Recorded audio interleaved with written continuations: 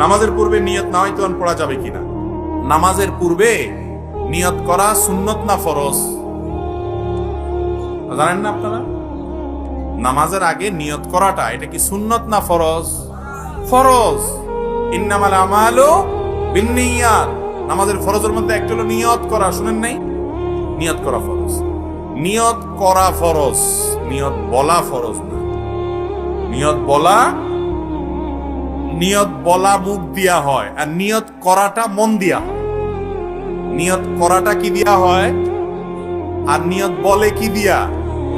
নাওয়াইতুন বলাটা হলো নিয়ত বলা, আর মনে মনে আমি কি পড়তেছি এটা আমার মাথায় আছে, এটা মানে হলো নিয়ত করা। অনেক সময় বলে না যে আগামী বছর হজে যাওয়ার নিয়ত করছি, এর মানে সে বলছে নাওয়াইতু আনা রফিল হজ। এরকম বলে নাওয়াইতু আনা রফিল হজ, আমি আগামী বছর হজে যাবো, এরকম কথা আরবিতে বলে। কিন্তু তারপরও বলে আমার হজে যাওয়ার নিয়ত। একজন যাইতেছে রাস্তা দিয়ে, কেউ কোন দিকে ছুটছেন, কই যাইতেছেন? বলে যে ভাই বাজারে যাওয়ার নিয়ত করছিলাম। সে কি নাওয়াইতুন পড়ে আসছিল?